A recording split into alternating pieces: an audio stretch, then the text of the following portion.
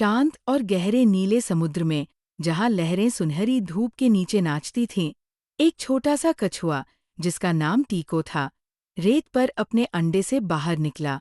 उसके भाई बहन तेजी से समुद्र की ओर रेंगने लगे, लेकिन टीको रुक गया।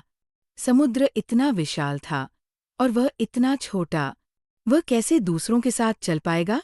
जैसे ही लहरें उसे धीरे धीरे पानी में ले गईं, टीको ने अपने नन्हे नन्हे पंख फड़फड़ाए और तेजी से तैरने की कोशिश की। लेकिन बाकी कछुओं की तुलना में वह हमेशा पीछे रह जाता। चारों ओर फैला विशाल समुद्र अद्भुत था। चमकती हुई मछलियाँ, बहती हुई जेलीफिश और रंग बिरंगी मूंगे की चट्टानें, ये सब देखने में सुंदर था, लेकिन साथ ही डरावना भी। टीको ने तय किया कि वह धीरे धीरे लेकिन लगातार आगे बढ़ेगा और खुद को मजबूत बनाएगा।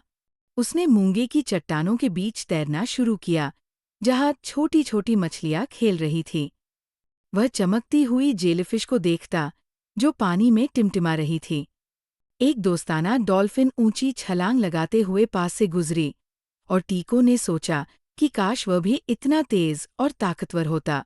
दिन हफ्तों में बदल गए, और टीको ने तैरने का अभ्यास जारी रखा। उसने समुद्री धाराओं का सहारा लेना सीखा, जिससे वो बिना अधिक प्रयास के बहाव के साथ तैर सकता था। धीरे धीरे उसकी शक्ति और आत्मविश्वास बढ़ता गया। फिर एक दिन समुद्र में एक भीषण तूफान आया। ऊंची ऊंची लहरें उठने लगीं, और बाकी छोटे कछुए तेज बहाव में फंस गए। वे सभी डरे हुए थे और दिशा नहीं समझ पा रहे थे। लेकिन टीको ने अपनी मेहनत से जो सीखा था, वही अब काम आया। उसने अपनी मजबूत पंखों की मदद से धाराओं का सही इस्तेमाल किया और अपने दोस्तों को सुरक्षित रास्ता दिखाया।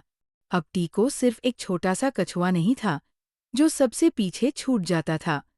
वह एक साहसी और कुशल तैराक बन चुका था। उसे एहसास हुआ कि तेज होने से ज्यादा जरूरी है धैर्य और निरंतरता।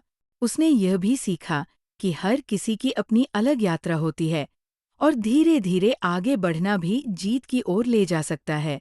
और इस तरह छोटा कछुआ टीको अपने सफर पर आगे बढ़ता रहा, ये जानते हुए कि छोटे से छोटे तैराक भी बड़े बड़े तरंगे बना सकते हैं।